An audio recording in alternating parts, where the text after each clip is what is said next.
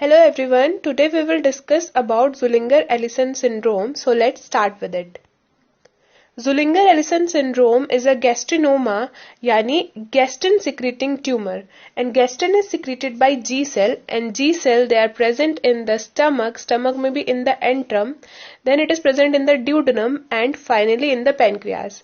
So ZES is basically a triad of pancreatic और duodenal tumour, उसमें भी most commonly pancreatic tumour होता है and these tumour they secrete gastrin and gastrin has a stimulatory as well as trophic effect on the parietal cell and enterochromaffin cell, यानी वो इन दोनों का secretion तो बढ़ाएगा ही, साथ इन दोनों के नंबर भी बढ़ाएगा. And parietal cell it secrete HCl and enterochromaffin cell it secrete histamine which also act as a stimulus for secretion of HCl. तो इन दोनों ही कंडीशन में there will be gastric hypersecretions और excessive HCl will lead to peptic ulcer.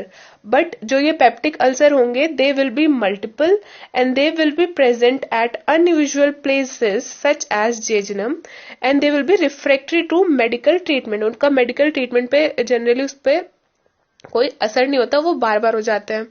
Okay.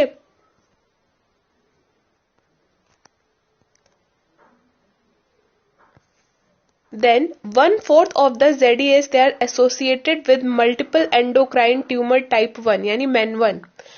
उसके अलावा MEN1 में दो और तरह के ट्यूमर्स होते हैं जिनको हम याद करते हैं एज 3P यानी pituitary adenoma, parathyroid हाइपोप्लेशिया and pancreatic tumours. ये तीनों मेन टाइप 1 में आते हैं. Okay. Then we have various sign and symptoms of ZES. So ZES में क्या देखने को मिलता है? हमें गैस्ट्रिनोमा देखने को मिलता है जो ड्यूडेनम और पेनक्रियास दोनों में हो सकता है. ठीक. और जो ये गैस्ट्रिनोमा होता है, what does it do? It secrete gastrin and gastrin has a trophic action upon the parietal cell as well as on the enterochromaffin cell as well as it has a stimulatory effect. तो जिसके कारण क्या होगा? Acid production जो होगा वो ज्यादा होगा और अगर एसिड प्रोडक्शन ज्यादा होगा then it will lead to GERD यानी gastric oesophageal reflux disease which can lead to oesophagitis and finally to heart burn.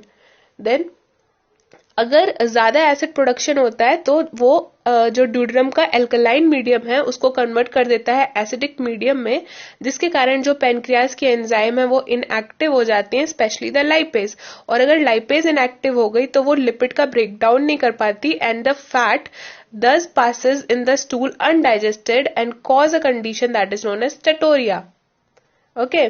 और डायरिया भी देखने को मिलता है due to excessive HCl. Okay. और माल एब्जॉर्प्शन इसी वजह से होता है क्योंकि एंजाइम्स जो होती हैं वो इनएक्टिव हो जाती हैं और वो अपने प्रोडक्ट पे सबस्ट्रेट पे एक्ट नहीं कर पाती हैं. Okay. Then due to excessive acid production there will be ulcer which will damage the mucosa and can also cause perforation and can lead to bleeding. ठीक. And the most common symptom is abdominal pain. Okay.